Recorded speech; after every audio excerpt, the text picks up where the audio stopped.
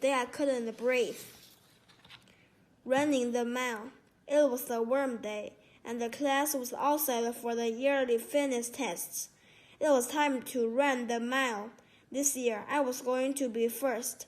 I wanted the big blue ribbon and a letter from the president.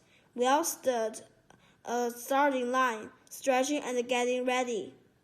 On your mark, Guy said. Mr. Markle, the gym teacher, called. We all leaned forward, ready to take off.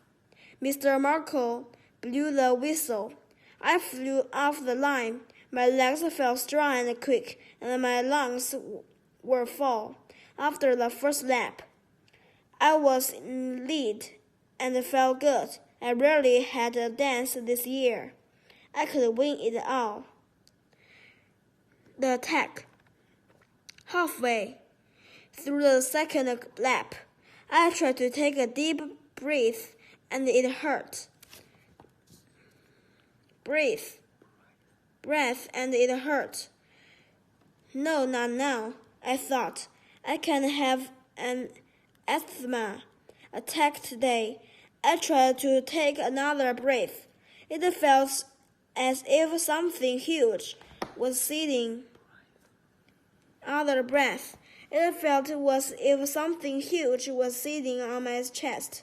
I stopped running and slowly crossed the field.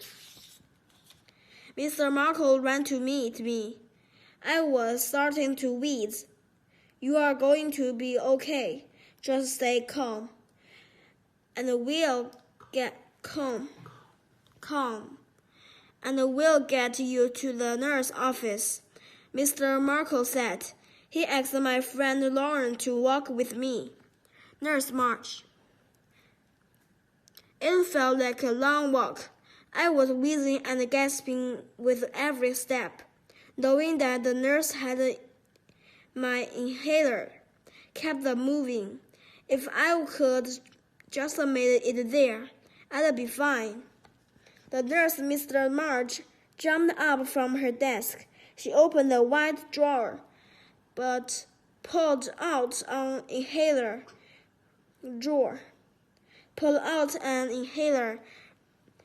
read my name, and handed it to me. I shook it, squeezed and inhaled. Very little medicine came out. Not enough. I tried it again. My inhaler was empty. I panicked.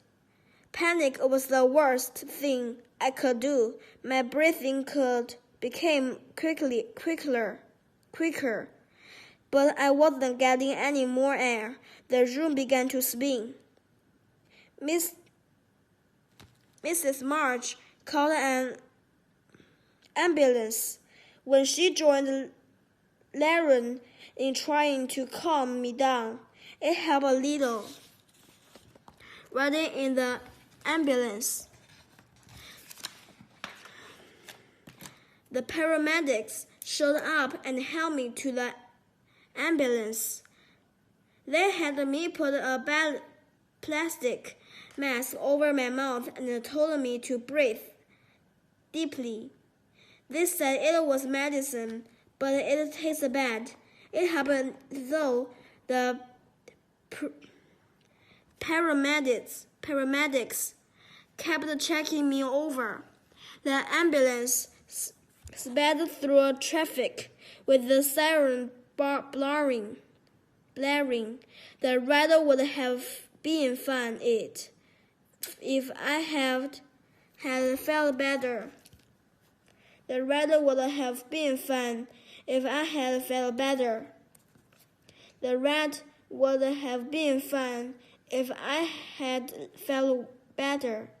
When we reached the hospital, the paramedics took the mask away.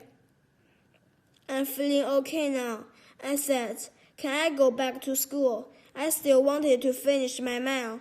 Not yet. You'll need to see a doctor first,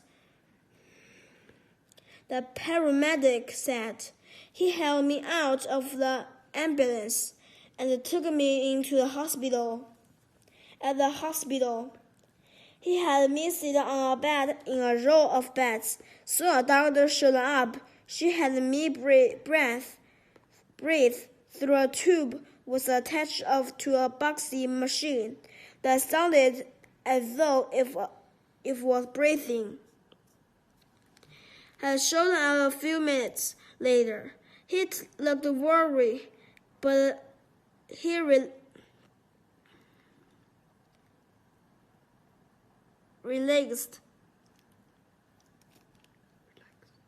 relaxed when I was and smiled at him.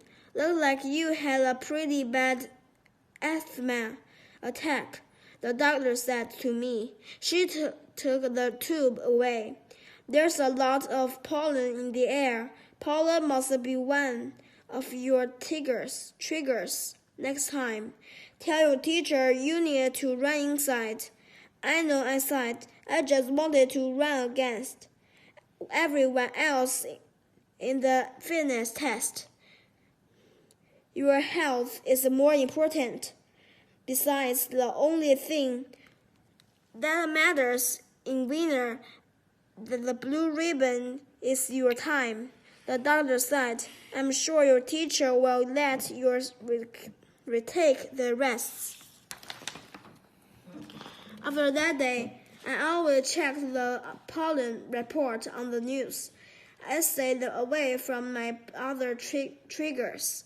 I also made sure Mrs. March had the fall inhaler, just in case. Oh, and I had beat everyone else in running the mile that year, but I ran inside.